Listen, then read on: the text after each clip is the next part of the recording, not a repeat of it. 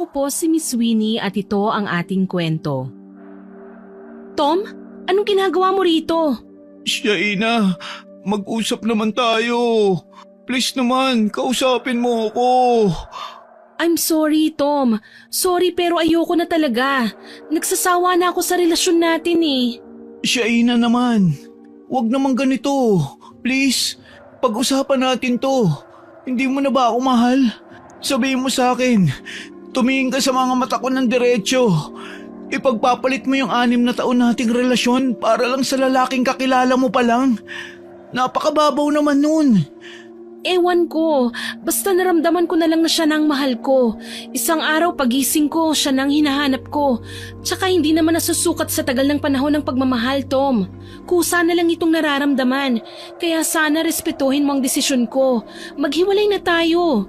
Tsaka exam mo ngayon, di ba? Bakit nandito ka pa? Ayoko. Hindi ako aalis dito hanggat hindi mo binabawi yung mga sinabi mo. Pumasok ka na, Tom. Malilate ka na sa exam mo. Wala na rin naman silbi kahit makagraduate pa ako kung iiwan mo lang din naman ako. Para saan pa ha? Para saan pa ang mga pagsusumikap ko kung wala na rin naman akong paglalaanan nito? Huwag mong sayangin ang kinabukasan mo para lang sa akin. Umalis ka na rito. Di ba ang sabi ko sa'yo, magsusumikap ako mag-aral para sa ating dalawa? Kalimutan mo na lang ako. Hindi ako ang nababagay sa'yo. Please love, bigyan mo pa ako ng pagkakataon. Kapag nakapagtapos ako, may ibibigay ko na lahat ng kailangan mo, lahat ng gusto mo.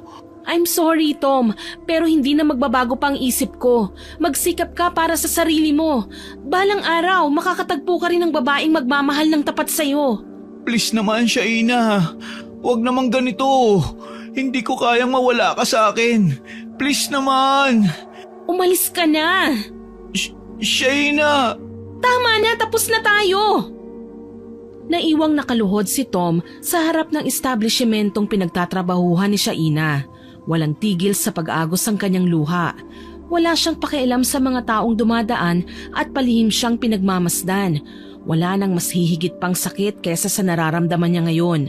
Ang babaeng buong puso niyang minahal, ang babaeng kasama niyang bumuo ng pangarap sa loob ng 6 na taon ay bigla na lang siyang tinalikuran dahil sa ibang lalaki. Napapapikit siya, pilit inaalala ang matatamis nilang alaala. Ang mga gabing magkasama silang nangangarap, ang mga yakap at halik na dati punong-puno ng pagmamahal. Ngunit ngayon, lahat ng yun ay nawala, naglaho na parang usok. Shaina, bakit? Alam niyang hindi na siya maririnig ni Shaina. Pero hindi niya mapigilan ang kirot at sakit sa kanyang puso. Isang pusong handa sanang ipaglaban ng lahat, ngunit sa isang iglap ay iniwang wasak at nag-iisa. Samantala sa loob, agad na sinalubong ni Lenny ang kaibigan niyang si Shaina. Grabe naman yun, Shay! Nakakaawa ang boylet mo sa labas! Mas mabuti nang sabihin ko sa kanyang totoo, Lenny, kesa naman umasa pa siya kahit na wala na talaga. Hay nako, alam mo sayang talaga si Tom, mahal na mahal ka nun eh. Tumahimik ka nga dyan, kung gusto mo puntahan mo, naaawa ka, edi aluin mo. Ito naman, galit ka agad, pero nakakaawa naman kasi talaga siya eh, puwera biro. Alam ko naman yun eh, pero anong magagawa ko, kailangan kong mamili eh. Sa bagay, yung bago mong boyfie stable na. Gala-gala na lang kayo everywhere. Samantalang si Boylet sa labas, student pa lang. Wala pang dats. Hindi naman yun ang dahilan eh. Okay, sabi mo eh. Alam ni Lenny ang bawat pangyayari sa buhay ni Shaina. Bukod kasi sa pagiging magkatrabaho, magkasama rin silang naninirahan sa inuupahang apartment. Sa gabi bago matulog, madalas silang magkwentuhan. Walang lihim, walang itinatago. Dahil dito, kabisado na nila ang kwento ng isa't isa, pati na rin ang mga pinagdaanan nila sa buhay, lalo na sa pagdating sa pag-ibig. Samantala, sa kabila ng pagmamakaawa ni Tom na makausap si Shaina, nanatili itong matigas sa kanyang desisyon. Hindi na siya lumabas, hindi man lang niya tinapunan ang tingin ng dating minahal. Ayaw na niyang bumalik sa dati, ayaw na niyang magpaliwanag. Ngunit si Tom, hindi niya kayang basta nalang sumuko. Dahil dito, nagpasya siyang gawin ang huling bagay na alam niyang may pag-asa pang mapakinggan siya. Pinuntahan niya ang bahay ni Shaina. Sa kabila ng bigat ng loob at takot na baka tuluyan na siyang itaboy, kumatok siya sa pinto at hinanap ang ina ng dalaga. Umaasa siyang sa pagkakataong ito, may makikinig na sa kanya. Tao po! Tita Sharon, nandyan po ba kayo? Aba, may kumakatok. Sino naman kaya yun? Sandali lang! Dali-daling binuksan ni Aling Sharon ang pinto dahil parang nagmamadaling makapasok ang kumakatok. Tumambad sa harapan niya ang binatang mugtong-mugto ang mga mata. Halatang kanina pa umiiyak. Tomas? Tita, Bakit ganyan ang mukha mo? Halika nga, pumasok ka muna. salamat po tita. Sandali nga, ano bang nangyari talaga sa'yo? May problema ka ba? Huwag kang mahihiyang magsabi sa akin. Makikinig ako. Tita, wala na po kami ni Shai. Iniwan niya na po ako. Ha? Pero bakit? Nung nakaraang pagdalaw niyo rito, maayos naman kayo ah. Mukhang wala naman kayong problema. Ano bang nangyari? Nakipaghiwalay na po siya sa akin kasi may iba na po siya. Ha? Teka, paanong may iba? Wala akong alam na may iba siya. Nito ko na lang din po nalaman nung nakita ko yung post niya sa social media account niya. Nakayakap po sa kanya yung lalaki, tita. Ang sakit-sakit po. Abat ano na naman kayang pumasok sa kukote ng babaeng yun? Hayaan mo, iho. Kakausapin ko siya kapag umuwi siya rito. Please po, tulungan niyo po akong balikan ni Shaina. Hindi ko po kaya na wala siya eh. Hindi ko na po alam ang gagawin ko. Siya na lang po ang meron ako. Isang malalim na buntong hininga ang ginawa ng ginang habang pinagmamasdan ng binatang nasa harapan niya. Ramdam niya ang bigat ng dinadala nito para itong pinagsakluban ng langit at lupa matapos iwan ng anak niyang si Shaina. Kitang-kita sa mukha nito ang labis na sakit at panghihinayang at bilang isang ina, hindi niya maiwasang maawa sa kanya. Habang tinitignan niya ang binata, nakaramdam siya ng hiya at panghihinayang. Hindi niya akalaing magagawa ng anak niya ang ganong bagay. Ang talikuran ng isang lalaking minahal siya ng tapat sa loob ng maraming taon. Alam ni Aling Sharon kung gaano kabuting tao si Tom. Wala itong bisyo, walang masamang ugali, at sa lahat ng pagkakataon, lagi nitong ipinapakita kung gaano niya kamahal si Shaina. Sige iho, susubukan kong kausapin ang anak ko, pero hindi ko hawak ang isip niya. Sana kung ano man ang maging desisyon niya, tanggapin na lang natin kahit masakit. Maraming salamat po. Sige, tumahan ka na. Opo, pasensya na po. Ayos lang, alam ko naman na kaya ka lang nagkakaganyan dahil mahal na mahal mo talaga ang anak ko. Sobra pa sa sobra, tita. Walang masabi ang ginang.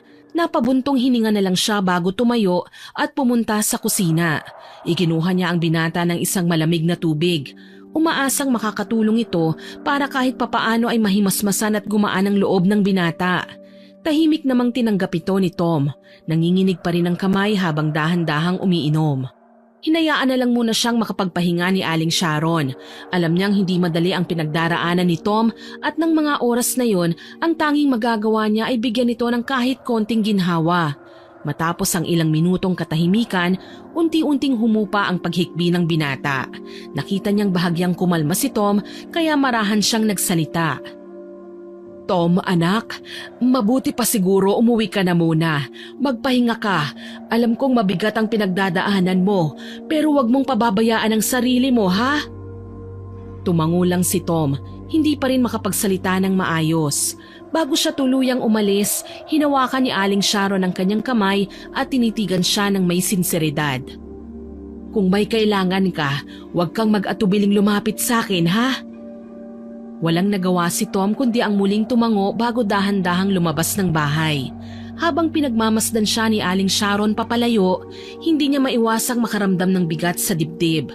Alam niyang hindi niya pwedeng hayaan ito ng ganito na lang. Kinagabihan habang nakaupo sa kama, dinampot ni Sharon ang kanyang cellphone. Alam niyang kailangan niyang kausapin si Shaina. Hindi na siya makapaghintay ng kahit isang araw pa.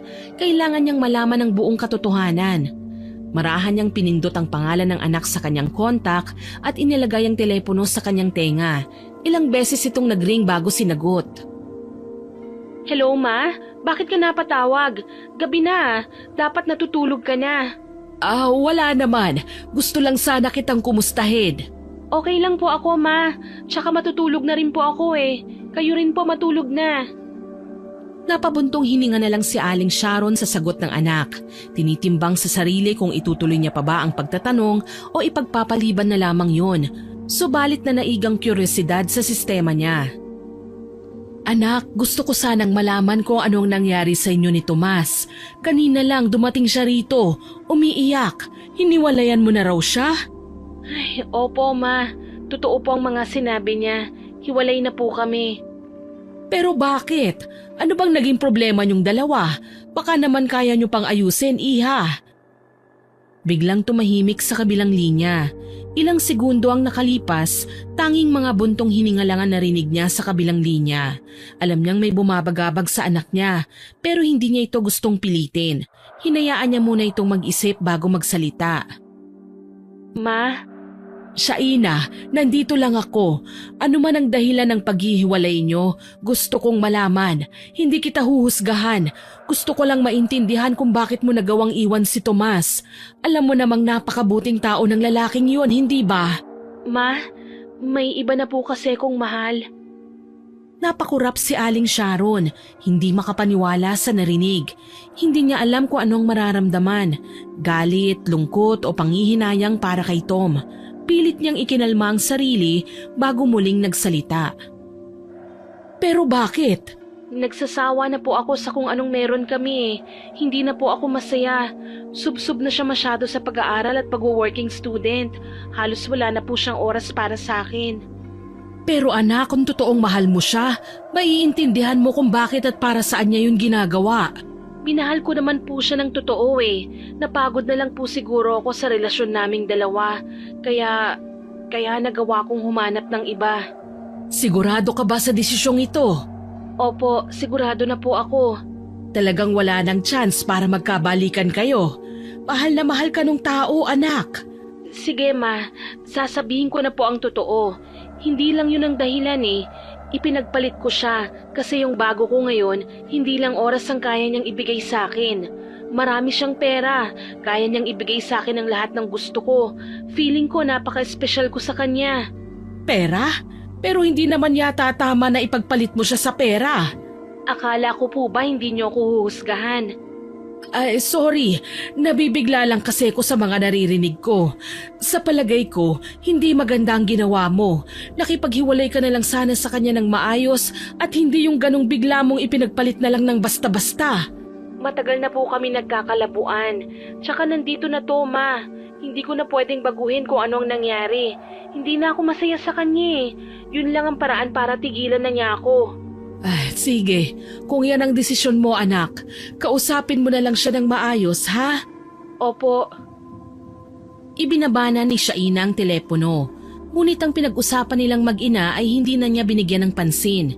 Nasabi niya na sa sarili na lahat na ng dapat niyang sabihin ay nasabi na niya sa dating nobyo kaya wala na silang dapat pang pag-usapan. Kaya naman maski lumipas na ang ilang araw hanggang sa mag-iisang buwan na ay wala pa ring natatanggap na tawag o message si Tom. Ilang beses siyang gumagawa ng dummy accounts para lang makontak ang dalaga pero palagi lang siyang binablock sa lahat ng mga social accounts nito. Ano, hindi mo na talaga makontak si Shaina?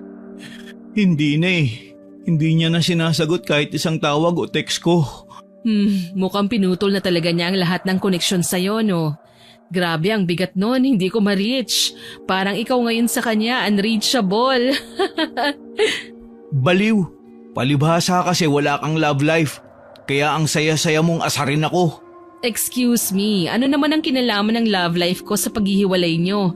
At saka correction, wala nga akong love life. Pero at least wala akong iniiyakan. Unlike you. Ang kulit mo talaga. Malas ko lang siguro sa pag-ibig. Hindi ka malas. Ganyan naman yan eh.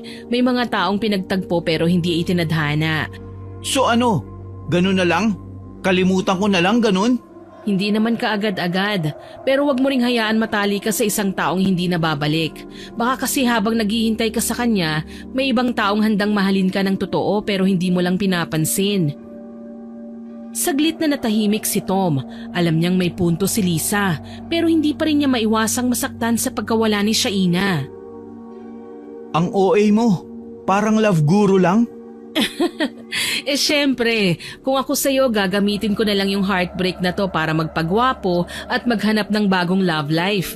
Hindi yung lagi ka nalang mukhang basang sisiw dyan. Ewan ko sa'yo. Hayaan mo, kapag napagdaanan mo rin tong mga pinagdaanan ko, ewan ko na lang talaga kung makatawa ka pa ng ganyan. Sus, ito naman. Pero alam mo, damdamin mo lang yung sakit na yan. Eventually, you'll get used to it. At kapag nangyari yun, tingnan mo, hindi ka na masasaktan kapag naiisip mo siya. Si Lisa ay matalik na kaibigan ni Tom mula pa noong unang araw nito sa kolehiyo. Kilala siya sa pagiging palatawa, palabiro at walang preno kung magsalita.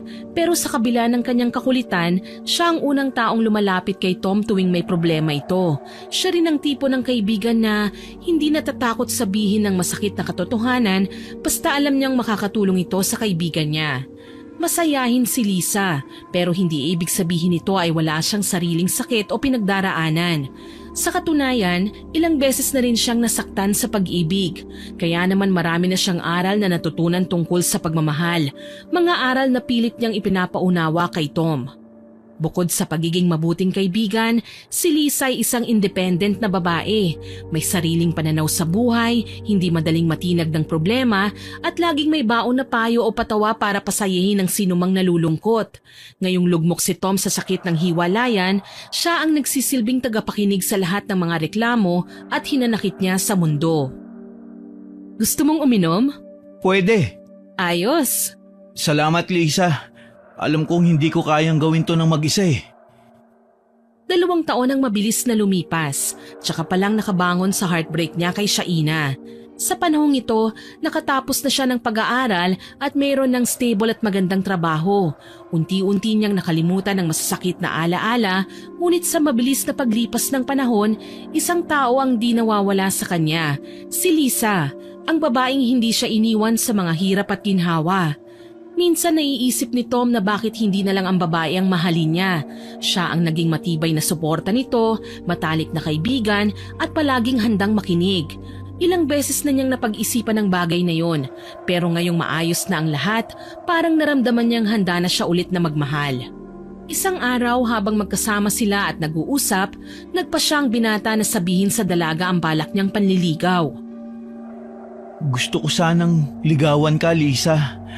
Alam kong magkaibigan tayo at baka magulo ang lahat pero gusto ko lang sanang subukan. Tom, matagal ko nang hinihintay na sabihin mo yan. Talaga, Lisa? Kung ganun, okay lang sa'yo na manligaw ako? Hindi mo na ako dapat naligawan. Kasi, matagal na rin kitang gusto. Ha?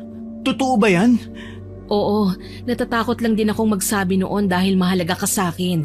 Ayaw kong masira ang pagkakaibigan natin. Pero ngayon masaya akong marinig ito mula sa'yo. Pero...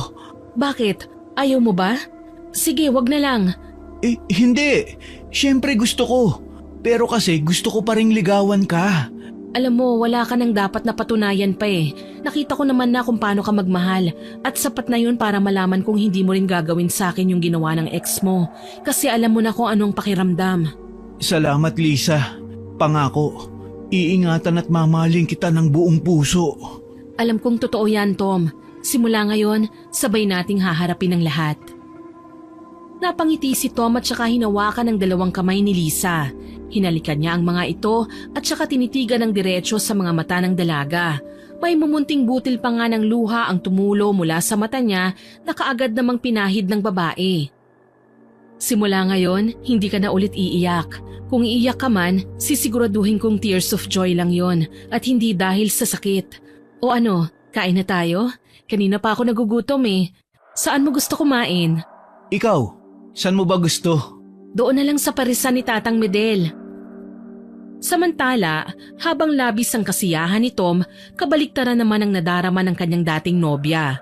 Pag-uwi ni Lenny mula sa trabaho, nadatnan niya ang kaibigang si Shaina na nakaupo sa kama, tahimik na umiiyak. Day off ng dalaga, samantalang si Lenny naman ay kararating lang mula sa kanyang closing shift. Agad siyang lumapit sa kaibigan, puno ng pag-aalala at marahang hinagod ang likod nito. Anong nangyari, Shai? Bakit ka umiiyak? Wala na kami. Ha? Bakit? Akala ko ba sigurado na yun sa'yo? OMG! Huwag mong sabihing ikaw na naman ang nakipaghiwalay. Baliw, bakit ko naman gagawin yun? Syempre, nagawa mo na nga kay Tom eh. So pinapalabas mo na masama ako, ganun ba? Oy, hindi ah. Bakit ba kasi? Anong nangyari? Ayaw ng pamilya niya sa akin. Ipinagkasundo na siya ng mga magulang niya sa iba.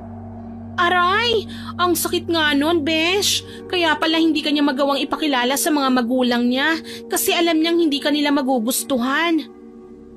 Mas lalo lang napahagulgol ang dalaga dahil sa sinabi ng kanyang kaibigan. Na-realize niya na yun na siguro ang karma niya dahil sa ginawa niyang pangiiwan sa ere sa ex-boyfriend niyang si Tom.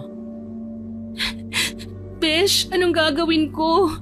Hindi ko kayang mawala si Kevin sa akin. Ay, ginusto mo naman yan, di ba? Puro ka na lang kasi pera. Pinili mo yung lalaki na makakapagsustento ng mga luho mo at iniwan mo yung taong totoong nagmamahal sa'yo. O ano ka ngayon? Ano ba? Kakampi ba kita o hindi? Imbis na damayan mo ko, parang sinisisi mo pa ako. Wala akong kinakampihan ah. Ang sinasabi ko lang kasi di ba nga ganyan din ang ginawa mo kay Tom. Ngayon ramdam mo na kung gaano kasakit ang maiwanan, di ba? Kinukonsensya mo ba ako? So ako pang sinisisi mo? Kung ganun lang din naman, wag mo na akong kausapin. Oy besh, kaibigan mo ko. Kaya kahit alam kong nagpapakatanga ka sa mga desisyon mo, nirespeto ko yon. Ayokong itolerate ang pagkakamali mo. Pero ayoko rin panghimasukan ng mga desisyon mo. Matanda ka na, alam mo na ang tama at mali. Kaya siguro mas maganda rin na maranasan mo yan para matuto ka. At sana matuto ka na nga. Alam ko naman yung punto mo eh.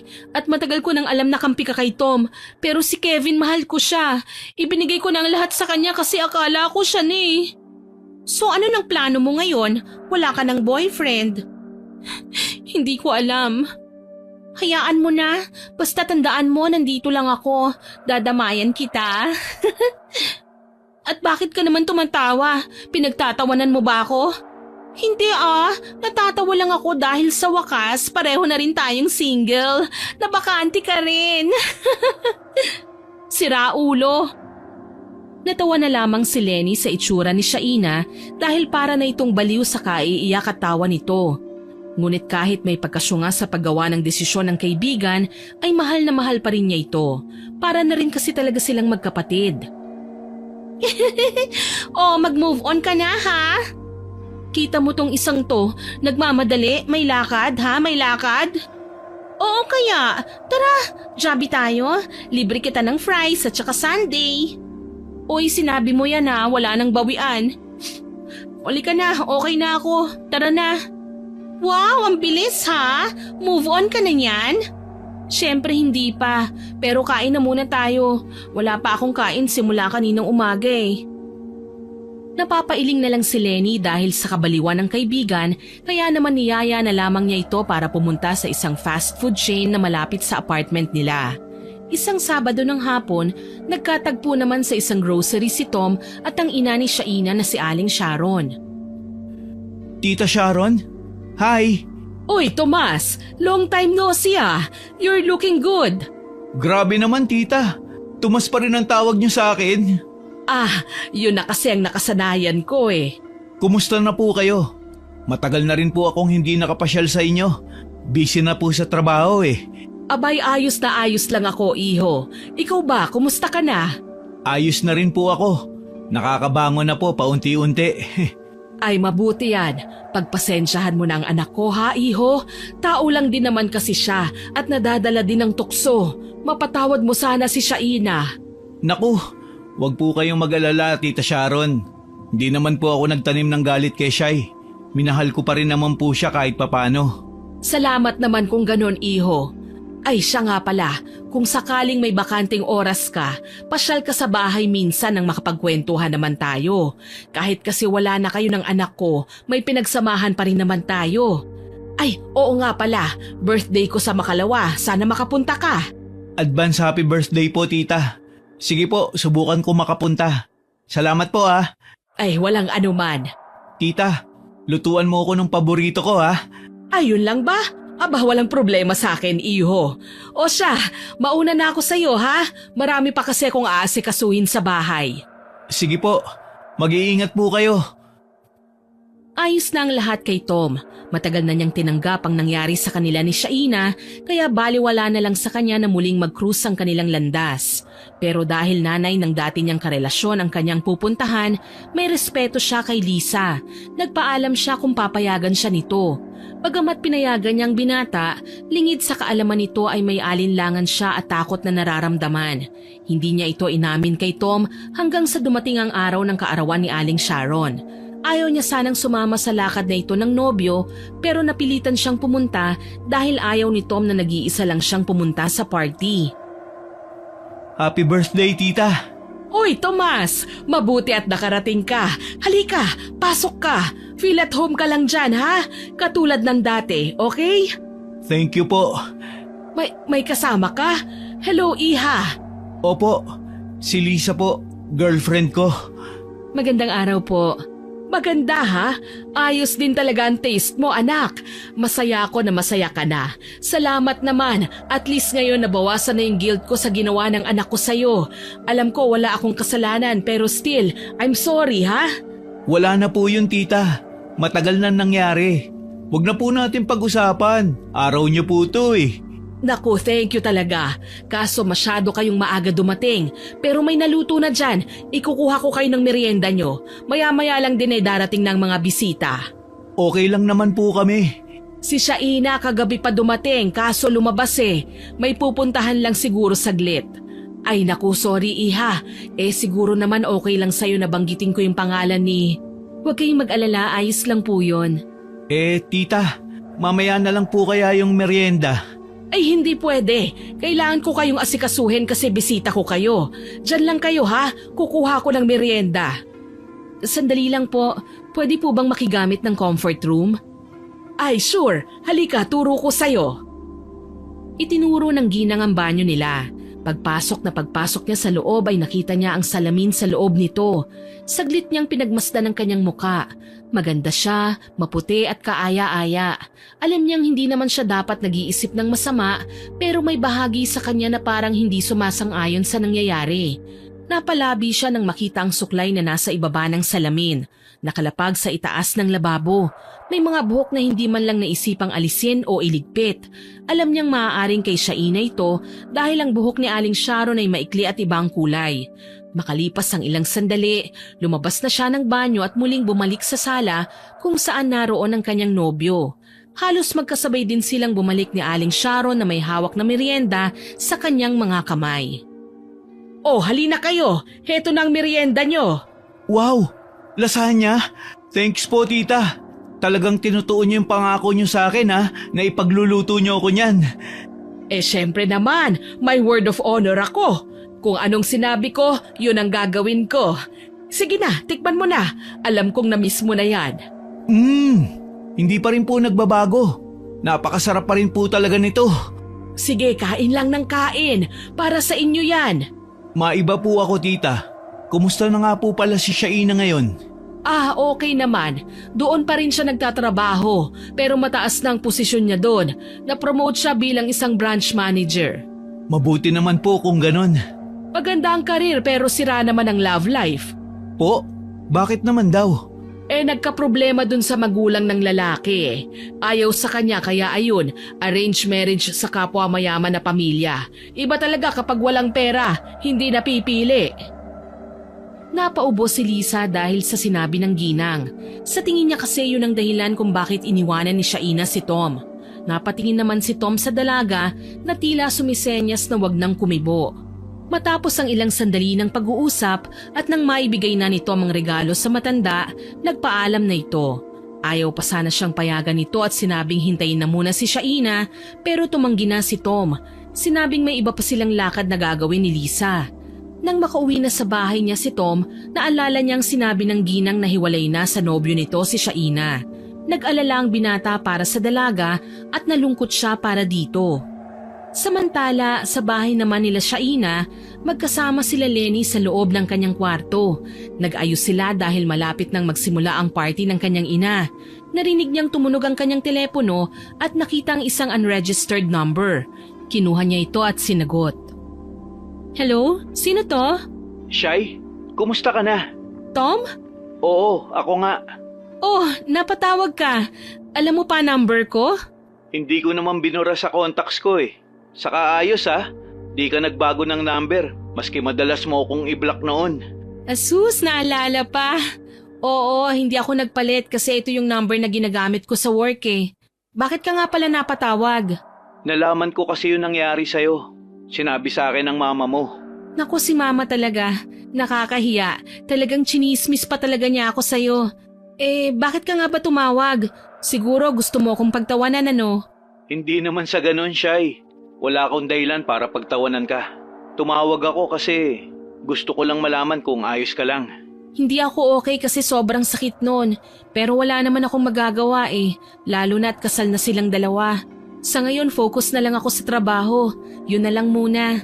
Kung kailangan mo ng kausap, tawagan mo lang ako. Alam ko kasi yung feeling. Naku, wag na. Baka magalit yung bago mong girlfriend. Nasabi na pala sa'yo ni tita. Oo, naikwento niya na sa akin kanina na pumunta ka nga at kasama mo si Lisa. Huwag kang mag-alala. Mabait si Lisa. Hindi yung magagalit. Basta kung kailangan mo ng kausap, nandito lang ako. Makikinig ako sa'yo para gumaan yung loob mo. Hayaan mo. Makaka-move on ka rin. Ang bait mo naman. Pero yung totoo, aminin mo, may parte sa'yo na natutuwa ka sa nangyari sa akin ano? Na parang karma na rin ito sa ginawa ko sa'yo dati. Hindi ko iniisip yun, Shy. Matagal ko nang tinanggap ang nangyari sa atin. Natuto ko magpatawad. Kaya kung iniisip mong tinatawanan kita o nasisiyahan ako sa nangyari sa'yo, hindi totoo yan. Talaga? Oo nga. Ano ka ba? Ikaw pa talaga ang mag-aalala sa akin ano? Ang ironic naman. Siguro nga. Pero seryoso ko. Kung may kailangan kang kausap, nandito lang ako. Salamat Tom, hindi ko inaasahang tatawag ka pero siguro nga kailangan ko ring marinig to ngayon. Wala yun. Ingatan mo ang sarili mo, Shy. Ikaw rin Tom at salamat ulit.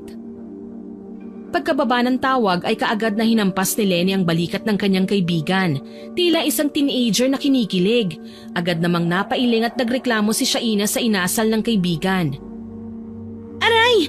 Para saan naman yung hampas na yun? Ang sakit Uy, ano yung tawag na yon? Si Tom? Tinawagan ka ni Tom? Ano yon? Return of the comeback na ba? Sinasabi mo, nangungumusta lang yung tao kaya tumawag. Ito kasing si Mama nagawa na akong ichismis. I smell something fishy ha? Style niya kamo, bulok. Kunwari nangangamusta pero nakikipagbalikan pala. Hindi mangyayari yon, may jowa na yung tao, ano ka ba? Jowa lang pala hindi pa asawa, may pag-asa ka pa. Manahimik ka nga, nakakahiya yung sinasabi mo Huwag mong lagyan ng mali siya yung pagtawag niya. Boys will be boys, alam mo yan, Shaina. Concerned lang yung tao, bruhang to. Lihim na napangiti si Shaina sa mga sinabi sa kanya ni Lenny. Alam niyang palabiro lang talaga ito at mapang-asar pero hindi niya maintindihan na sa pagkakataong yun parang nagustuhan niya ang pagbibiro nito. Dahil doon ay bumalik sa isip niya ang mga panahong sila pa ni Tom, kung paano siya minahal nito ng tapat. Ipinilig niya ang kanyang ulo at pilit na binubura yon sa kanyang isip. Alam niyang hindi na siya pwedeng makaramdam ng ganon dahil alam niya ng katotohanan na hindi na siya karapat-dapat pa kung sakali para sa lalaki. Samantala, makalipas ang ilang araw, mula nang huling makausap ni Tom si Shaina, palagi na lang niya itong naiisip hanggang sa maisipan niyang bisitahin ito at kumustahin ng personal. Nagbihis siya at pinaghandaan niya ang muli nilang pagkikita ng dating nobya. Naisip niyang gawing alibay na lang ang pagbili ng damit sa clothing store na pinamamahalaan ni Shaina. Ngunit saktong pag-alis niya, nakita siyang lumabas ng kanyang nobya. Hindi niya alam na nakasunod ito sa kanya.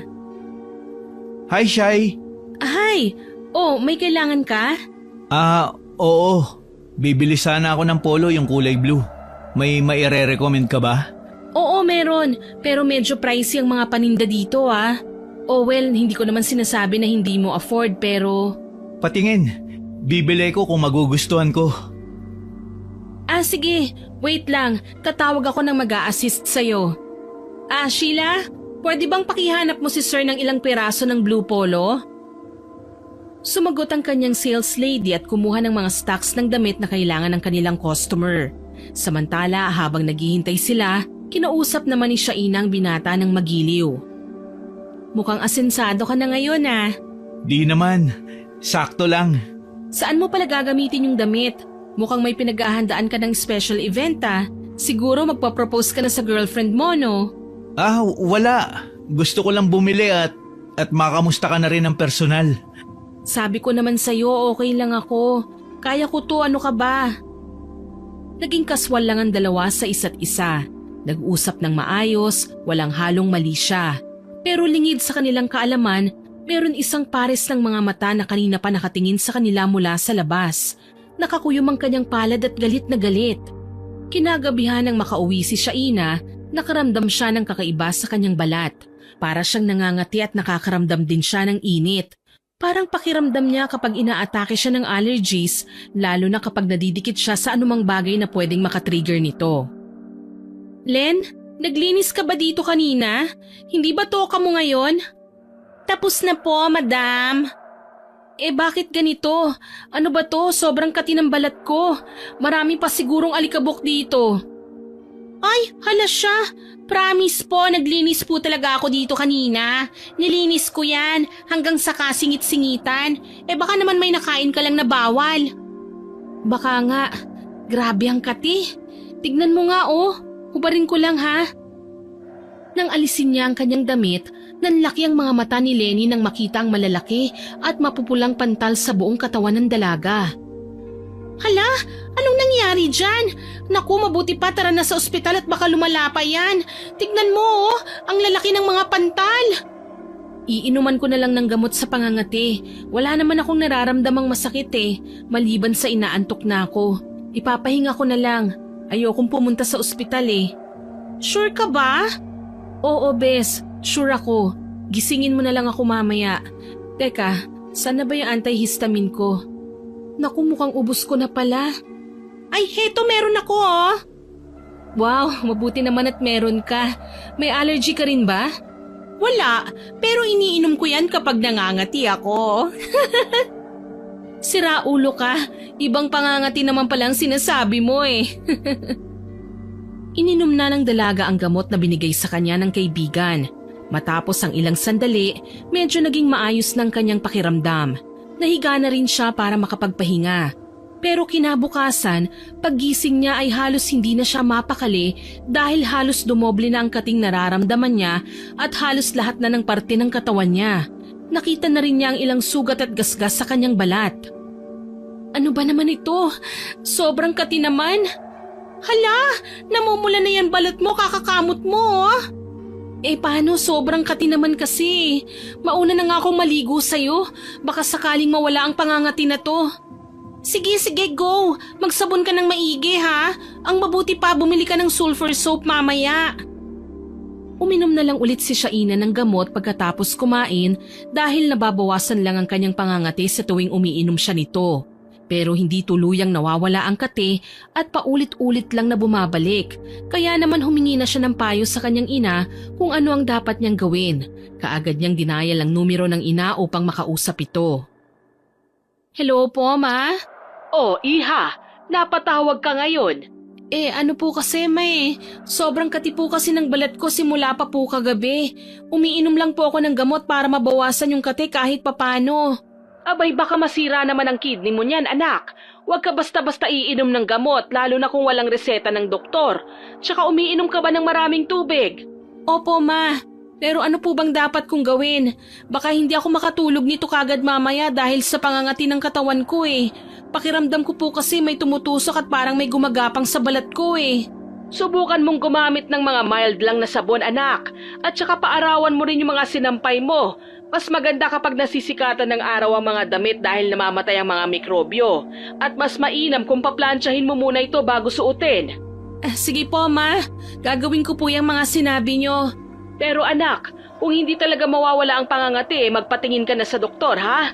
Para magabayan ka maigi kung anong dapat mong gawin at para naman maresetahan ka na rin ng tamang gamot. Okay po. Salamat po, Ma. Bye. Pagkalipas ng ilang araw, hindi pa rin naaalis ang kanyang pangangati. Hindi na rin tumatalab ang mga gamot na kanyang iniinom, kaya naman nagdesisyon na ang dalaga na magpa-check up na sa doktor.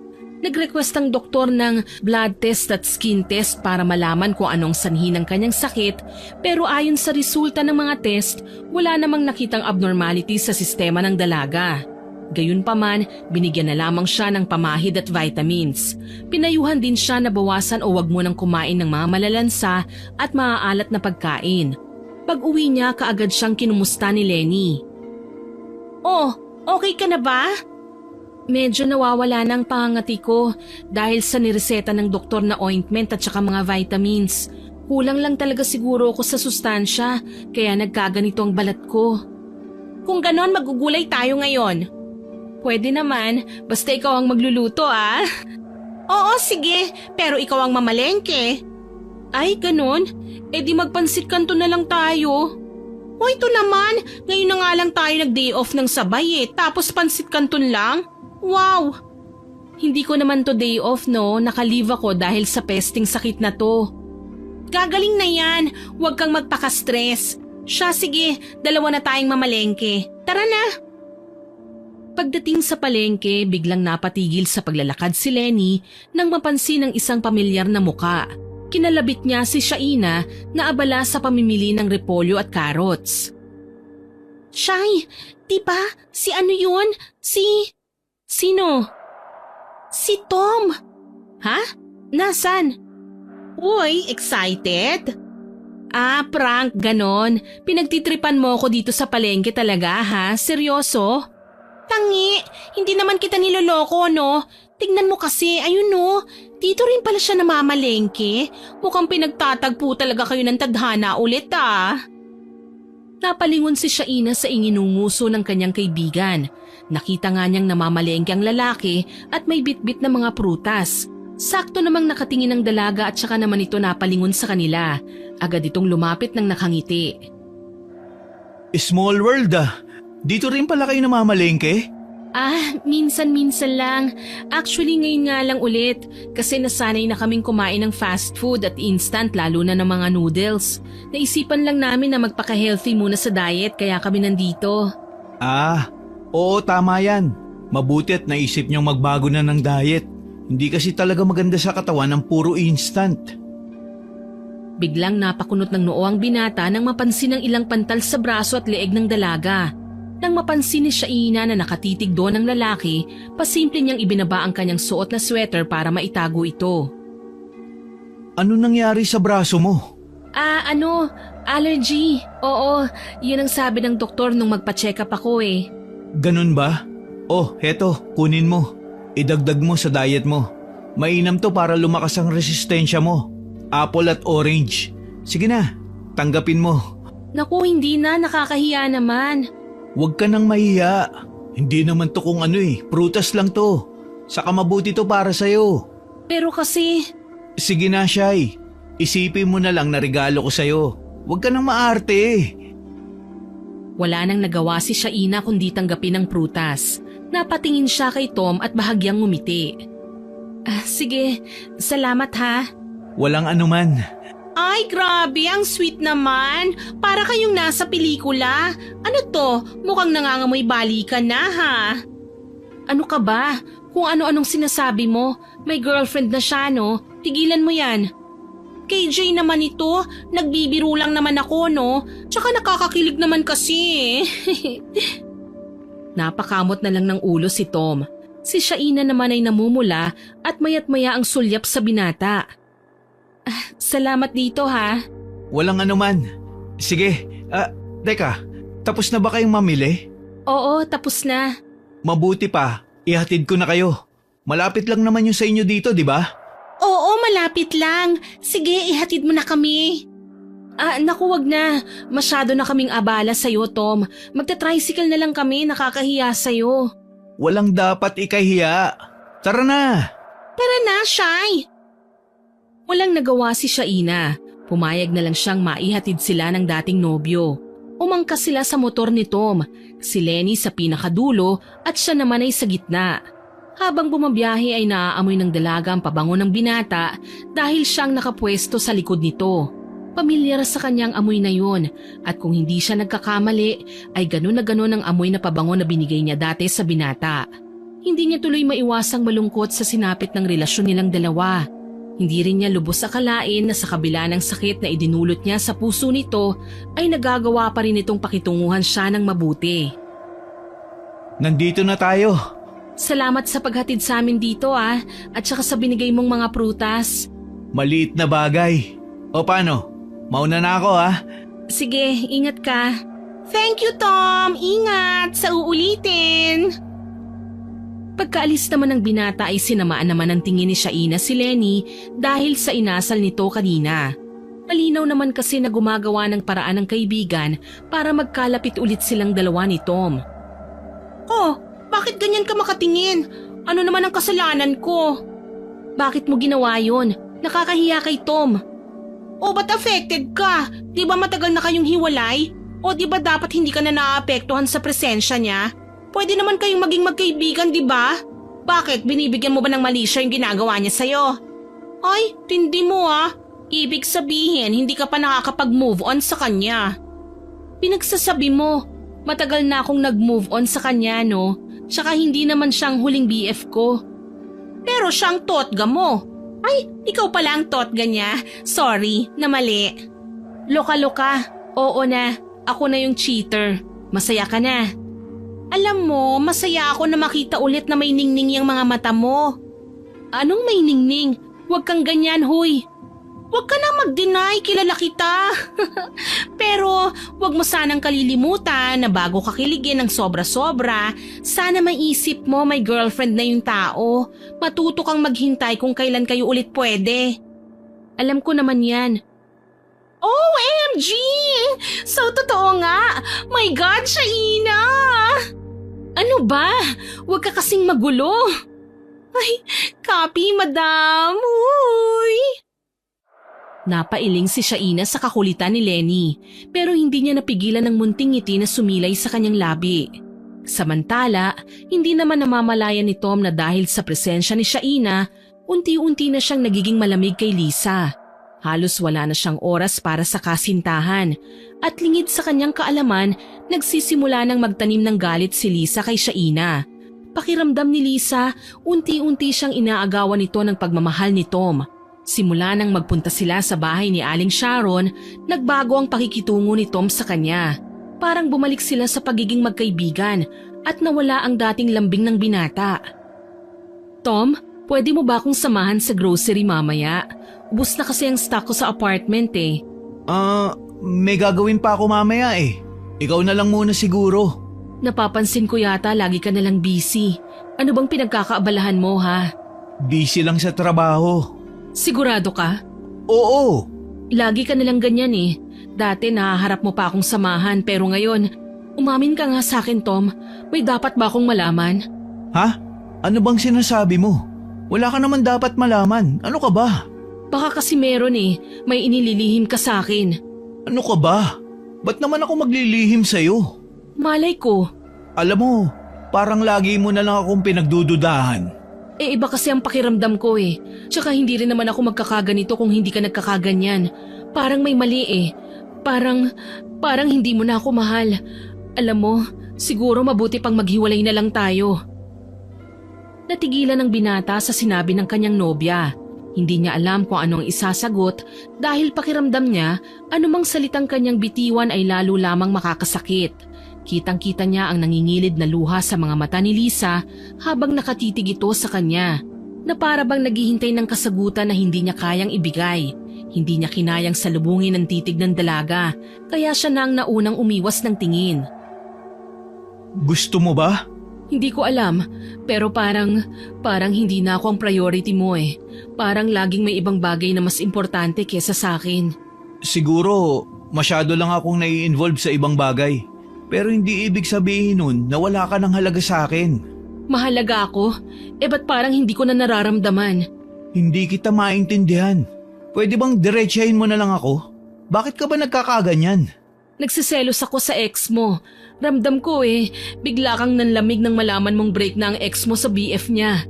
Tama ba o mali? Ano? Ano ba yung sinasabi mo? Bakit mo kami pinag-iisipan ng masama ni Shaina? Wala kaming ginagawang masama. Hindi ako manhid, Tom. Wala akong balak na iwan ka. Si Shaina, siya ang past ko. Wala na kami, matagal na. Wala kang dapat na ipagselos. Pangahawakan ko ang sinabi mong yan. Pero please lang, kung inirerespeto mo pa ang relasyon natin, baka pwedeng umiwas ka na muna sa kanya. Ayokong makita na magkasama kayong dalawa. Mariing pinahid ni Lisa ang mga luhang kumawala sa kanyang mga mata bago tuluyang tumalikod at umalis sa bahay ni Tom. Mabigat ang bawat hakbang niya, ngunit mas matimbang ang sakit at galit na bumabagabag sa kanyang dibdib. Hindi siya papayag na mawala ang lalaking minahal niya ng buong puso, lalo na sa babaeng muling bumalik sa buhay nito. Pagdating sa kanyang apartment, agad niyang kinuha ang cellphone at tinawagan ang kanyang lola. Nang sumagot ito, hindi na siya nag-aksaya ng oras. Sinabi niyang mas palalalain pa ang pangkukulam na ginagawa kay Shaina para mahiya na itong magpakita kay Tom. Pagkababa ng tawag, napatingin si Lisa sa sariling refleksyon sa salamin. Kita niya ang lungkot at galit sa kanyang mga mata. Pero ilang saglit lang ang nakalipas, isang malakas na halakhak ang kumawala sa kanyang bibig. Samantala, 12:00 na ng gabi, bigla na lang naalimpungatan si Lenny nang marinig ang isang malakas na sigaw mula sa kwarto ng kanyang kaibigan. Agad siyang napasugod dito. Ganun na lamang ang panlalaki ng kanyang mga mata nang makita ang kalagayan ni Shaina. Napatakip siya ng bibig. Anong nangyari sa balat mo? Ba't nagkaganyan? Parang nagbabalat at pulang-pula na. Parang kaliskis. Parang kaliskis. Tulungan mo ako. Hindi ko na kayang kati. Para na ako mababaliw. Ha? Anong gagawin natin? Teka lang ha. Tatawagan ko ang mama mo. Baka alam niyang gagawin, Shaina. Hindi ko kayang tumayo. Nanghihina na ako. Please tawagan mo siya. Parang awa mo na. Agad na dinayal ni Lenny ang numero ni Sharon. Alalang-alala naman ang ginang nang malaman ang nangyari sa kanyang anak. Hindi makapaniwala na ang simpleng allergy ay magiging malubha. Agad na pinuntahan ng ginang ang kanyang anak. Nang makarating siya ay nakita niya ng personal ang kalagayan ng kanyang anak at tulad ni Lenny, napatakip din ito ng bibig. Ma! Diyos ko po anak, anong nangyari sa balat mo? Para kang tinubuan ng mga kaliskis. True, tita. Yan na nga rin po ang sinabi ko sa kanya kanina Ma, ano pong gagawin ko? Ayoko po nito. Hindi ako makakaharap sa mga tao ng ganito ang itsura ko. Paano ako makakapagtrabaho? Mandidiri sa akin ng mga customer. Shh! Tahan na! Gagawa ni mama ng paraan ha? Huwag kang mag-alala. Magtatanong-tanong ako sa mga kakilala ko. Tita, nag-aalala ako. Baka naman kasi hindi lang ito basta allergy. Naniniwala ba kayo sa kulam? Baka lang kasi. Ano ka mo? Nakulam? Pero sino naman kaya ang gagawa nun sa kanya? Hindi ko po alam. Pero wala naman pong mawawala kung susubukan natin siyang ipatingin sa albularyo. Napatangu-tangu na lamang si Aling Sharon at saka niyakap ang anak. Naawa siya sa kalagayan nito at hindi niya akalaing may gagawa ng ganito sa anak niya. Kaya naman hindi na nagsayang ng oras ang ginang at agad na tinawagan ng mga kakilala niya upang tanungin kung may kakilala ba ang mga ito na albularyo. Sa San Enrique? Si Capoldo? Sige, hahanapin ko. Kailangan ko kasi ngayon ng tulong niya Sige Mare, salamat ha. Nang maibaba ang tawag ay kaagad na hinarap ng ginang ang anak at saka hinawakan sa dalawang kamay. Mugto na ang mga mata ng dalaga sa kaiiyak dahil sa napakasamang kondisyon ng balat niya. Si Lenny naman ay nakamasid lang sa dalawa at naaawa rin sa kondisyon ng kaibigan. Sige, bukas na bukas ay dadalhin kita sa San Enrique. Opo, ma. Lenny, iha, sasama ka ba? Magpapaiwan na lang po ako dito, tita. Kailangan ko po kasing pumasok lalo na't day off ng 2 sales lady ngayon. 4 lang kaming on duty sa store. Tsaka naka-leave naman po itong si Shaina. Siya, sige. Salamat, iha. Maaasahan ka talaga ng anak ko. Kinabukasan, maagang gumayak ang mag-ina. Pagdating ng 6:00 ng umaga ay bumiyahe na sila papuntang San Enrique kung saan makikita ang albularyong inirekomenda ng kumare ni Sharon. Hindi naman sila nahirapan sa paghahanap ng bahay ng albularyo. Bantog kasi ito kaya halos lahat ng mga mapagtanungan nila ay kilala ang matanda. Pagdating nila sa lugar ay agad nilang nakita ang isang matandang lalaki na nakaupo sa balkon ng kanyang bahay. Agad silang sinalubong ng matanda at agad na pinatuloy sa kanyang bahay. Sinabi ng matanda na may nakita siyang itim na aura na nakasunod sa dalaga, kaya kailangan na nilang matawas ito bago pa maramdaman ang presensya ng manggagamot. Sa loob ng bahay, agad na sinimulan ng matanda ang kanyang pagtatawas. Napapailing ang matanda habang tinitignan ang kalagayan ng dalaga. Halata sa mukha nito ang panghihina. May mga malalaking pantal at pamumula ng kanyang balat. Sa harap ni Kapoldo, nakalagay ang isang malalim na puting plato na may tubig. Sa kaliwang kamay naman ay hawak ang isang kandila at sa kanan ay may dahon ng sambong na kanyang kinukuskus sa braso ni Shaina habang bumubulong ng dasal. Dahan-dahan niyang sinindihan ang kandila at itinaas ito sa ibabaw ng plato. Unti-unting pumapatak ang luha ng kandila at bumubuo ng isang imahe. Napakunot ng noo ang matanda nang mabasa ang tawas.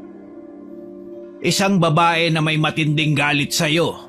Siya ang may gawa nito sa'yo, Iha. Babae? Wala naman po akong kagalit o kaaway. Iha, hindi porket wala kang alam na kaaway mo ay wala nga. May mga taong hindi nagpapakita ng tunay nilang nararamdaman. Ang inggit, galit at puot, hindi mo laging nakikita. Pero nararamdaman ng mga tulad ko. Po? Paano niyo po nalaman? Ang hugis ng tunaw na kandila ay hindi nagsisinungaling. Dito ko nakikita ang lakas ng itim na enerhiyang ipinadala sa'yo. Malinaw, isang babae ang nasa likod nito. May galit siya sa'yo. Hindi pa siya titigil hanggat hindi ka tuluyang bumabagsak. Paanong hindi titigil? Ibig bang sabihin papatayin niya ang anak ko? Maaari. Kaya kailangan natin pigilan to bago pa niya magawa. Sa ngayon, katawan mo pa lang ang tinitira niya. Pero oras na mas lumakas ang galit niya, baka pati kaluluwang mo na ang pasakitan niya. Kilala ko po ba? Masasabi niyo po ba sa akin kung sino? May nakikita akong lalaki, Iya. Sa tingin ko siya ang dahilan kung bakit ka kinukulam. Napalunok si Shaina. Sa kanyang isipan, isang pangalan lang ang biglang lumitaw. Si Lisa. Ano pong gagawin natin? Kailangan mong lumaban, Iya. Huwag kang matakot. Binigyan na lang muna ng paunang lunas ng albularyo si Shaina. Sinabihan siya nito na ipahid ang espesyal na langis na yon pagkatapos maligo sa umaga at bago matulog sa gabi. Binigyan din siya ng matanda ng pangontra para hindi na mas lalong lumala ang kulam sa kanya. Huwag mong kakalimutan, Iha, na magpahid nito para di na tumalaba mga susunod niyang kulam sa'yo. Teka lang ho, Kapoldo. May isa pa ho akong tanong. Kaya mo bang ibalik ang kulam na yan sa taong tumatrabaho sa anak ko? Mama, wag na. Ayoko pong maghangad ng di maganda sa iba. Okay na ho ako basta gumaling ako. Wala tayong magagawa, Iha. Sa ayaw at sa gusto mo, maibabalik sa mangkukulam ang sumpang ibinigay niya sa'yo. Pero, kailangan niyang pagbayaran, Iha, ang ginawa niya sa'yo. Wala siyang awa kaya hindi dapat maawa sa taong yan. Kung ganun po, sige po, tulungan niyo ako, Kapoldo. Medyo malakas ang kapangyarihan nila. Kaya hindi natin mapapabilis ang paggaling mo. Kailangan kong pag-aralan kung paano ko mapapantayan ang kapangyarihan nila. Nila? Ibig sabihin hindi lang isang kumukulam sa anak ko? Oo, dalawa sila. Isang mas bata at isang matandang mangkukulam. Ay Diyos ko, Shaina! Napatingin si Shaina sa kanyang ina at sa albularyo. Hindi niya alam kung kakayanin niya ang lahat ng ito. Pero isa lang ang sigurado niya. Hindi niya hahayaang sirain siya ng hindi nakikitang kalaban. Samantala, nasa bahay naman ni Tom ang nobya niyang si Lisa. Day off kasi nilang dalawa, kaya naman nagpa siya ang dalaga na dalawin ng lalaki. Naisip niya rin kasing kausapin ito tungkol sa naging away nila noong nakaraan. Love, may dala akong karne ng baboy tsaka gulay. Ipagluluto kita ng sinigang. Ah, sige. Niyakap ng dalaga ang kanyang nobyo pero hindi ito gumanti ng mahigpit na yakap. Bigla niyang binitiwan ng lalaki at matalim na tinitigan. Ano bang problema mo? May problema ba talaga tayo, ha Tom? Ano na naman to, Lisa? Dati kapag niyayakap kita, agad kang gumaganti ng halik at mahigpit na yakap. Anong nangyari? Parang wala lang ako dito Parang ayaw mo na. Pwede ba? Huwag ka nga magsimula. Anong gusto mo, manahimik ako? Habang unti-unti ka nang lumalayo sa akin, na binabaliwala mo ng relasyon natin? Hindi ako bulag, Tom. Ayoko nang makipagtalo. Wala ako sa mood, Lisa. Diba pangako mo sa akin noon na hindi mo ako sasaktan? Pero bakit ganito ka na ngayon? Alam mo, napapraning ka lang. Wala naman akong ginagawa sa'yo eh. Ano ba, Lisa? Huwag mo akong malisa-lisa dyan. Akala mo hindi ko alam na nagkita kayo ng ex mo? Na nakikipagmabutihan ka na ulit sa kanya? Kung akala mo na basta na lang akong tatahimik, nagkakamali ka. At kung may balak kang lokohin ako, sinasabi ko na ngayon sa'yo, magsisisi ka. Mabuti pa, umuwi ka na muna. Kung ano-anong sinasabi mo eh. Wala pa akong energy na makipagtalo. Pabayaan mo na muna ako. Bumalik ka na lang kapag di na mainit ang ulo mo. Hindi kita masasabayan dyan sa tantrums mo. Tumayo si Tom at dumiretso sa kanyang kwarto. Isinara niya ang pinto at nagpatugtog ng malakas. Walang nagawa si Lisa kundi ang tumayo na rin at umalis sa lugar na yon. Pagdating niya sa bahay, may mga inihanda siyang gamit. Mga kakaibang tuyong dahon at mga ugat. Sa pangalawang pagkakataon ay muli siyang gagawa ng gayuma. Tignan ko lang kung maisip mo pa ulit ang siyainan na yon kapag napainom na kita ulit nitong gayuma ko. Kinabukasan muling bumalik si Lisa sa bahay ng nobyo. Nakita niyang naghahanda na ito sa pagpasok sa trabaho. Salamat naman at naabutan kita. Papasok ka na ba niyan? Ano, kumain ka na ba? Anong ginagawa mo dito? Maaga pa. Dinalhan lang kita ng pagkain. Ano kasi, peace offering sa pagtatantrums ko kagabi. Love, magsalo muna tayo Okay, sige. Dalhin mo na lang muna sa kusina yan. Magbibihis lang muna ako Sige, thank you love. Napangisi si Lisa nang mapapayag ang nobyo na kumain na muna bago pumasok sa trabaho. Agad niyang inihanda ang pagkain sa lamesa. Lingid sa kaalaman ng binata, may inilagay itong gayuma sa kanyang inumin. Nang magsimulang kumain ng binata, nakaramdam ito ng pagkahilo. Oh, love, bakit? Masakit ba ang ulo mo? Hindi naman, love. Pero para kasing nahihilo ko eh. Naku, mukhang hindi ka na makakapasok niyan. Mabuti pa'y magpahinga ka na lang muna. Aalagaan kita. Maghapon ngang masama ang pakiramdam ni Tom kaya hindi na talaga siya nakapasok sa trabaho. At ng gabi, hindi na rin umuwi ang dalaga. Kinagabihan, ibinigay ng dalaga ang kanyang sarili sa kanyang nobyo. Naisagawa niya ito dahil na rin sa matinding pangaakit na ginawa ni Lisa sa kanyang nobyo. Kinabukasan nang magising sila, gulat na gulat ang binata nang makita ang sitwasyon nila ni Lisa. Pareho silang walang mga saplot at tanging kumot lang ang nakatakip sa kanilang katawan. Anong nangyari? Good morning, love. Ikaw naman parang naninibago ka naman. Palagi naman natin tong ginagawa Ano, kumusta na ba ang pakiramdam mo? Ayos naman na. Salamat at inalagaan mo ako I love you, love.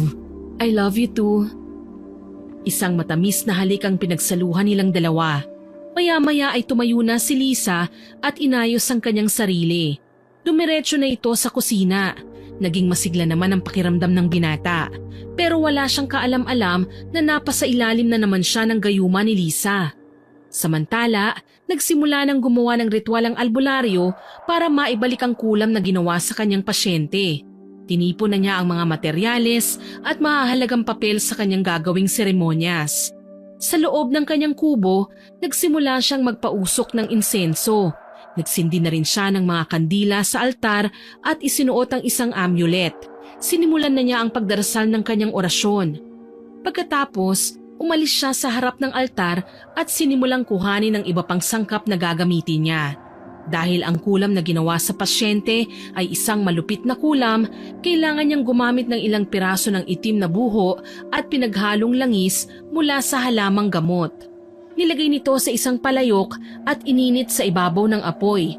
Habang napapaligiran ito ng usok, kumuha siya ng isang mangkok ng tubig na may mga hilaw na itlog at nagsimula na siyang magsalita ulit ng orasyon. Ang mga kandila sa altar ay lumakas ang pagkakasindi. Lumakas din ang hangin sa labas. Ang amoy ng halamang gamot ay kumalat na sa loob ng bahay. Ngunit hindi pa natatapos ang ritual. Kailangan niyang maghintay ng tamang oras kapag ang enerhiya ng mga espiritu ay umabot na sa punto ng pag-aalis ng malas. Sa sandaling yon, inaasahan niyang makakamtan na ang tagumpay sa kanyang misyon at ang pasyente ay muling makakabalik sa normal na buhay at malaya mula sa sumpa. Anong nangyayari? Ang kate! Love, okay ka lang? Hindi. Tulungan mo ko. Ang kati talaga. Parang may mga insektong gumagapang sa balat ko. Ano nangyari? Ba't ganyan? Namula agad ang balat mo at parang nangangaliskis. Halika, dadalhin kita sa ospital. Kaagad na inihanda ng dalawa ang kanilang mga gamit at nagbook ng masasakyan para makapunta kagad sa ospital. Pagdating nila doon, inirekomenda ng doktor na kaagad dalhin sa isang dermatologist ang dalaga. Ngunit simpleng creams at gamot sa allergy lang ang binigay sa kanya. Nang palabas sila, nakasalubong nila ang ina ni Shaina. "Oh, Tomas! Lisa! Anong ginagawa niyo rito? Nagpaderma ba kayo?" Opo, tita. Nagpa-check up po kami. May kakaiba lang na nangyari sa balat ni Lisa. Kaya napasugod po kami rito. Napataas naman ang kilay ng ginang at agad na napatingin sa dalaga na noon ay balot na balot sa suot nitong jacket. Lihim na napangisi ang ginang nang mapagtanto kung ano ang nangyayari. Ngunit pinilit niyang panatilihing natural ang kanyang ekspresyon upang hindi mahalata ng kausap. Sa halip na magtanong kagad, pinili niyang maghintay. Inobserbahan ang kilos ng dalaga at hinintay kung kusa itong magsasalita. Pero hindi ito umimik at nakayuko lamang. Hindi siya makatingin sa mata. Siya na ang bumasag ng katahimikan sa pagitan nilang tatlo. Ganun ba? Nako, alam niyo uso yata talaga ngayon ang mga sakit sa balat eh. Kasi yung anak kong si Shaina, ganyan din. Pero buti na lang papagaling na. Ikaw, Iha, anong nangyari dyan sa balat mo? Ewan ko nga rin po, tita. Wala naman kasing problema sa lab test pero sabi ng doktor, psoriasis daw.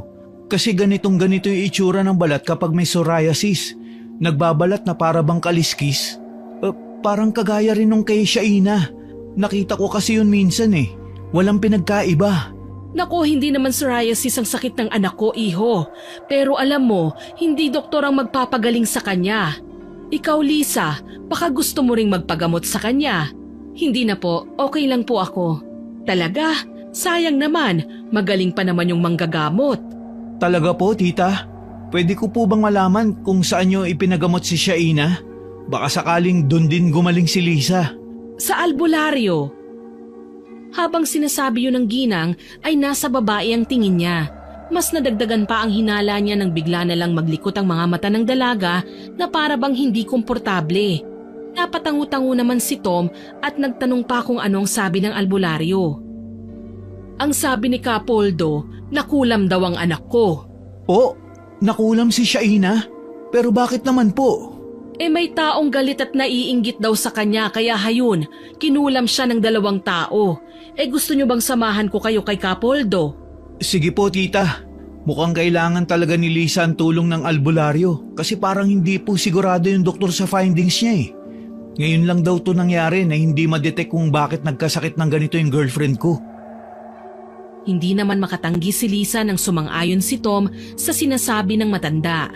Gayunpaman, kinakabahan pa rin siya na baka malaman ng manggagamot ang tunay niyang katauhan. Pero dahil sa nangangati na siya at nahihirapan na sa kanyang sitwasyon, wala na siyang pagpipilian kundi ang magpagamot.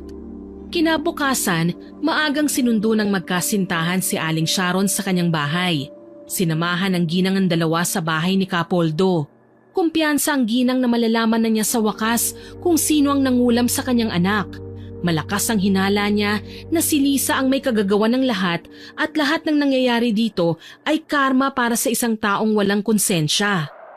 Pagdating nila sa bahay ni Capoldo, kaagad na napansin ng matanda ang madilim na aura ng dalaga. Napailing ito at nalungkot habang tinitingnan, pero may napansin siya sa kasama nitong lalaki. Iha, anong ginawa mo sa lalaking to? Ano po? Huwag ka na magkaila, Iha. Alam mo kung ano ang tinutukoy ko. Wala akong alam sa sinasabi nyo. Bakit, Capoldo? Ano pong nakikita nyo? Gayuma. Nasa ilalim ng gayuma ang lalaking ito. Lisa, anong sinasabi niya? Alis na tayo. Baliwang matandang to. Hindi ako gagaling sa kanya. Teka lang, ba't aalis na kayo? Subukan mo muna. Magaling siyang albularyo. At ikaw, Tom, magpatingin ka na rin dahil mukhang halang talaga ang bituka ng babaeng kasama mo. Tita, huwag niyo naman pong pagsalitaan ng ganyan ng nobya ko. Kung ganon, kung wala siyang ginagawa sa'yo, hahayaan niyang matignan kayo parehas ni Capoldo. Manahimik ka. Hindi ko ginagayuma si Tom. Mahal niya ako. Hindi alam ni Lisa kung paano ipapaliwanag ang sarili habang si Tom ay tila naguguluhan sa lahat ng kanyang nararamdaman. Napatingin siya sa kanyang mga kamay, parang biglang nagduda sa lahat ng nangyari. Binigyan siya ng albularyo ng isang inumin. Anito'y makakapagpaliwanag ng isip ang likidong yun. Ayaw niya sanang tanggapin pero sa huli ay ininom pa rin niya. Sabi ng albularyo na kung tunay niyang mahal si Lisa, hindi magbabago ang kanyang damdamin kahit pa inumin niya ang likidong yun. Dahil dito, nagdesisyon siyang patunayan ang kanyang pagmamahal. Kaya para patunayan ang damdamin niya para sa nobyang si Lisa, ay dire-diretso niya yung nilagok. Oh, wala naman nangyari. Wala akong kakaibang nararamdaman at ganun pa rin ang pagtingin ko kay Lisa. Eh di mabuti kung ganon. Pero ipatingin pa rin natin si Lisa kay Capoldo. Baka sakaling masolusyonan niya ang sakit sa balat ni Lisa. Hindi na ho kailangan, Aling Sharon. Salamat na lang ho. Wala nang ang talabang pinainom niya kay Tom, hindi ba? Kaya bakit pa ako magsasayang ng panahon na magpatingin sa kanya? Hindi lang din naman ako gagaling. Sige po, tita. Aalis na po kami ng girlfriend ko. Halika na, love. Nginisian pa ni Lisa ang dalawa bago sila tuluyang makalabas ni Tom sa bahay ng matandang albularyo. Nagkatinginan naman sila Aling Sharon at Capoldo tsaka napailing sabay na napabuntong hininga. Paano nangyari yun, Capoldo? Bakit walang epekto ang pinainom mo kay Tom? Huwag ka mag-alala, Sharon. Hindi naman kasi mabilisan ang epekto nun. Ilang minuto pa ang kailangang lumipas bago maramdaman ni Tom ang pagkawala ng gayuma sa sistema niya. Sa kanya lang malalaman na nagayuma nga siya ng nobya niya. Hindi nga nagkamali si Capoldo dahil habang nasa biyahe ang magnobyong Tom at Lisa ay para bang may kung anong pagtataka sa isip ng lalaki. Katulad na lamang ng kung bakit sila magkasama ng babae, gayong sinabihan niya na ito na wag na muna siyang guluhin ng ilang araw. Love? Lisa, ano nangyari? Bakit tayo magkasama? Sa pagkakatanda ko, sinabihan kitang wag muna tayo magkita ng ilang araw, di ba? Anong sinasabi mo? Wala kang sinabing ganyan. Nakalimutan mo na ba? Nagkasakit ka kaya dito ako natulog sa bahay mo para maalagaan kita. May nangyari pa nga sa ating... Lisa, ano ba? Alam mo, ngayon ko lang napagtanto ang lahat na baka nga totoo ang sinabi ni Capoldo kanina. Siguro ginayuman mo talaga ako, no? Magsabi ka ng totoo. Hindi totoo yan. Bakit naman kita gagayumahin? Nandito ako sa tabi mo simula nang hiwalayan ka ni Shaina. Ako yung naging karamay at sandalan mo. Hindi mo ba naaalala? Ikaw pa nga yung unang nagpahiwatig ng damdamin sa akin. Kaya bakit ko naman gagawin yun kung kusa namang nahulog ang loob mo sa akin? Hindi ko alam. Kasi ang totoo niyan, simulat sa pool, si Shaina lang talaga ang minahal ko. Hindi ko nga alam kung bakit isang araw nagising na lang ako na ikaw na yung hinahanap ng mga mata ko, ng isip ko. Gusto kong makita lagi ang mukha mo. Yun naman pala eh. Kaya paano mo nasabing ginayuma kita ha? Dahil bigla ko na lang yun naramdaman. Kahit ako nga nagtataka sa sarili ko kung bakit sinasabi ng bibig ko na mahal kita. Si Shaina pa rin ang sumusulpot sa isip ko eh. Yung pala, pahiwatig na yun na siya lang naman talaga dapat ang sinasabihan ko ng salitang yun. Dahil hindi naman pala totoong nahulog na ako sa'yo. kundi resulta lang yun ng panggagayuman mo sa akin. Hindi yan totoo. Baka ikaw ang nagayuman nila dahil sa ipinainom nila sa'yo kanina, Tom. Hindi ko na alam kung sino ang paniniwalaan ko sa inyo. Masyado nang magulo ang utak ko. Magpahinga na lang muna tayo. Pero love, Sige na, pumasok ka na sa bahay mo at uuwi na rin ako. aalma pa sana si Lisa, ngunit kagad nang tumalikod si Tom para umalis. Habang nasa biyahe ay hindi maiwasang maisip ng binata kung ano nga ba talagang nararamdaman niya. Parang naisahan kasi siya at naging isang tau-tauhan dahil sa ginawa ng kanyang nobya. Naguguluhan siya at maraming tanong sa isip niya na nangangailangan ng kasagutan. Kaya naman pagkalipas ng 1 linggo ay tsaka lang siya nagpasyang dalawin si Lisa. Lisa? Lisa, ako to. Alam kong day off mo ngayon kaya dinalang kita nitong paborito mong binignet. Tom, anong ginagawa mo rito? Umuwi ka na muna. Sa susunod ka na dumalaw. Masama kasi ang pakiramdam ko eh. Baka mahawa ka sa akin. May lagnat ka ba? Patingin nga. Wag. Wag mo akong hawakan kasi baka nga mahawa ka. Umuwi ka na muna. Ngunit nahalata ni Tom na para bang may tinatago si Lisa kaya naman kaagad niyang tinanggal ang face mask nito. Subalit nanlaki ang mga mata niya nang makita ang itsura ng dalaga at kaagad na nabitiwan ang face mask na hawak, pati na ang eco bag na may lamang isang Tupperware ng binignet. Bakit ganyan na ang itsura mo? Bakit mas lumalaya ang mga sugat mo? Saka mas lumaki. Tignan mo oh, nagnanaknak pa. Gusto mong malaman ang totoo? Dahil to sa nanay ng ex mo. Malakas ang kutob ko na siyang nagpakulam sa akin kasi akala niya ako ang nangkulam sa anak niya. Bakit iha? Hindi nga ba? Tita Sharon, ano pong ginagawa niyo rito? Nandito ako para alamin kung totoo ngang nagtagumpay si Capoldo na ibalik sa babaeng yan ang ginawa niya sa anak ko. Kinulam niya ang anak ko kasi natakot siya na baka mawala ka sa kanya ng tuluyan. Masyado siyang takot kay Shaina, samantalang wala namang ginagawang masama ang anak ko sa kanya. Hindi, huwag kang maniwala sa kanya. Hindi totoo ang binibintang niya sa akin, love. Please, huwag kang maniwala. Ewan ko, Lisa. Hindi ko na alam. Gulong-gulo na ako at gusto ko nang matapos tong kasinungalingan na to. Kaya mas mabuti pa siguro kung maghiwalay na lang tayo. No, hindi pwede. Hindi ako papayag. Sorry, pero kung hinayaan mo lang sana akong maramdaman yung totoong pagmamahal para sa'yo, hindi na sana natin kailangan umabot sa ganito. Kasi sa totoo lang, nagugustuhan na kita eh. Nagugustuhan ko na yung pagkatao mo. Kaso biglang ito, malalaman ko na ginayuman mo lang pala ako. Kung alam mo lang, Tom. Kung alam mo lang kung gaano katagal akong naghintay na magustuhan mo. Pero ba't ganito? Puro na lang si Shaina ang bukang bibig mo. Iniwan ka na nga nung tao. Nandito naman ako pero hindi pa rin siya maalis-alis sa isip mo. Nainip lang naman ako eh. Pero minahal mo naman ako, hindi ba? Hindi ba? Sorry pero hindi ko pa yung masasagot. Kaya sana hayaan mo na muna ako. Maghiwalay na tayo. Simula ngayon, wag mo na ulit akong kakausapin. Sige lang. Umalis ka lang. Ganyan naman kayo eh. Katawan lang ang habol niyo sa aming mga babae pero pagkatapos etsapuera na kami. Sabihin mo na kung anong gusto mong sabihin.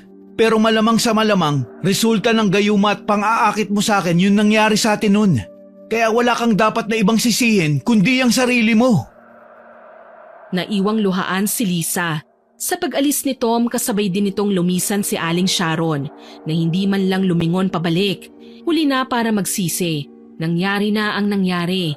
Alam niyang may kasalanan siyang nagawa at ngayon wala na siyang ibang magagawa kundi ang pagbayaran nito.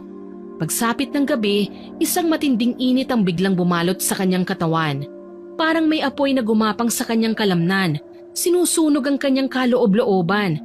Sinubukan niyang tiisin ang sakit, ngunit habang tumatagal, lalong lumalakas ang hapding nararamdaman niya. Hanggang sa hindi na niya kinaya. Agad siyang lumabas ng bahay, desperadong maghanap ng sasakyan upang makapunta sa ospital. Nanginginig ang kanyang katawan habang mabilis siyang naglalakad sa kalsada. Hindi alintana ang paligid. Ngunit sa kanyang pagmamadali, hindi niya napansin ang paparating na sasakyan. Humaharurot ito patungo sa kanyang direksyon.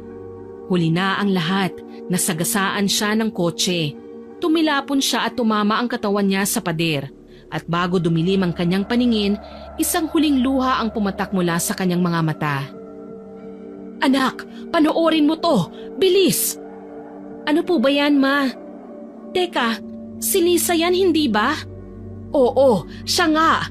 Diyos ko, nasagasaan daw siya ng sasakyan habang patawid ng kalsada.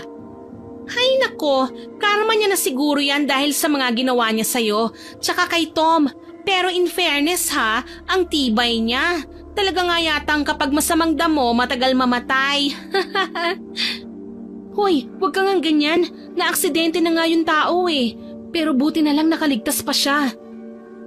Dahil sa awa at pag-aalala, nagpasya si Shaina na bisitahin si Lisa sa ospital kung saan ito nakakonfine. At nang makita siya ng dalaga, ay kaagad itong napatingin sa ibang direksyon tsaka tahimik na lumuha. Kumusta? Maayos na ba ang pakiramdam mo? Sa tingin mo ba maayos ako? Tsaka bakit ka ba nandito? Gusto ko lang kumustahin ang kalagayan mo at saka dinalhan na rin kita ng prutas. Huwag kang ang bait-baitan dyan. Alam ko naman na alam mo na ang totoo, hindi ba? Tsaka hiwalay na nga kami ni Tom eh. Pwede mo na siyang balikan. Wala akong balak na balikan si Tom dahil aminado naman ako na may kasalanan din ako sa kanya. Iniwan ko siya nung walang-wala siya pero ikaw, hindi mo siya iniwanan. Kaya sa palagay ko, mas karapat-dapat ka sa pagmamahal niya. Ano? Bakit ganyan ang sinasabi mo? Hindi ba dapat galit ka sa akin? Oo, tama naman yung sinabi mo. Dapat nga galit ako sa'yo, pero hindi ko magawa eh. Ganyan ka ba kabait? Hindi ako makapaniwalang may ganyang kabait na tao. Anong pinaplano mo? Wala akong pinaplano. Nagpunta ako dito kasi gusto ko nang humingi ng tawad sa'yo. Dahil sa akin kaya mo nagawa na kulamin ako. Alam ko naman na nagsiselos ka lang eh. Kahit hindi ka humingi ng tawad, pinapatawad na kita, Lisa. Alam mo, sa totoo lang, ayoko naman talaga na maibalik sa'yo ang ginawa mo sa akin eh. Pero ganun daw talaga eh. Kailangan maibalik sa'yo para mawala sa akin. I'm sorry. Nahihiya ako sa'yo. Lisa, sana wag mo nang uulitin ito. Wag mong hayaang kainin ka ng kasakiman at kasamaan. May oras pa para mabago mo ang sarili mo. Tama ka, Shaina. Alam mo, tama lang talaga na nangyari sa akin ito. Kasi napagtanto ko na hindi lahat ng bagay ay nakukuha sa sapilitan. Pasensya ka na talaga sa lahat ng nagawa ko sa'yo. Tao lang tayo. Nagkakamali, nasasaktan, pero may kakayahan din tayong magpatawad. Salamat, Shaina. Nagkapatawaran na nga sina Lisa at Shaina. Tinuldukan ng mga hinanakit na kanilang pinagdaanan. Samantala, si Tom naman ay nagdesisyong lumayo pansamantala, hindi upang tumakas kundi upang bigyan ng sarili ng oras na makapag-isip at makahinga mula sa lahat ng nangyari. Ngunit bago siya umalis, binisita niya muna si Lisa sa ospital. Tahimik siyang naupo sa tabi ng kama nito at tinitigan ng dalaga. Bagaman maraming nais sabihin, pinili niyang gawing simple ang kanyang mga salita. Magpagaling ka, Lisa. Sandaling nagtagpo ang kanilang mga mata, puno ng hindi mabigkas na emosyon. Wala nang kailangang maipaliwanag pa. Alam nilang pareho na ang tamang gawin ay ipagpatuloy ang kanilang mga buhay. Sa huli, tumango si Lisa bilang tugon at may bahagyang ngiti siyang ibinigay kay Tom. Ilang buwan ang nakalipas ay bumalik si Tom at masaya siyang malaman na naging magkaibigan na rin sina Shaina at Lisa. Kinlaro na rin sa kanya ni Shaina na wala na itong balak na guluhin ang tahimik na buhay nila at mas maiging manatili na lang silang magkakaibigan para sa ikatatahimik ng lahat. Sana po ay nagustuhan niyo ang aking kwento, pero hindi po ito makukumpleto kung walang shoutout sa mga masusugid nating tagapakinig. Shoutout po kina Single Mama o Misteryosang Edit from Bacolod City, kay Miss Linda Marie Cowley from Australia, kay Miss Connie Cacalda, kay Hilmar Espenida Vizca na tutok daw po sa pakikinig sa ating kwento, kay Miss Venus Ravas, kay Miss Giselle Mutya ng Dipolog City, kay Jessie Gomez, Miss Mirna Alfaro, kay Salve Antico at kina Lily at Peter Saunders. Ma'am Michelle De Mariano, kay Ma'am Rowena Gole, kay Bebe Quilla at sa Quilla family na lagi raw pong nakikinig sa atin dyan sa Sagay City, Negros Occidental. Salamat po kay Rosalyn Luna at sa Luvino and Luna family, sa mga regular listeners po natin na sina Ma'am Mel Santa Rita, I Love Traveled, kay Sir Francisco Ning, kay Ma'am Rosario Tan, kay Ma'am Celestina Sigua, Ma'am Lynette Reparado, kay Ma'am Girlie Satur, kay Mr. Doms lang ang malakas, kay Ate Aya, kay Chris Gel Mamado, kay Ma'am Martina Angdasan, kay Ma'am Myla Dumalag at sa Ineria family. Maraming salamat po sa lahat ng nakinig at nag-comment. Abangan po ninyo ulit ang susunod ko pang mga upload. At habang nakikinig, huwag po ninyong kalimutang mag-subscribe, like, share and comment sa ating kwento. Muli, ako po si Miss Winnie na nagpapasalamat sa inyong walang sawang suporta at pakikinig. God bless po sa ating lahat.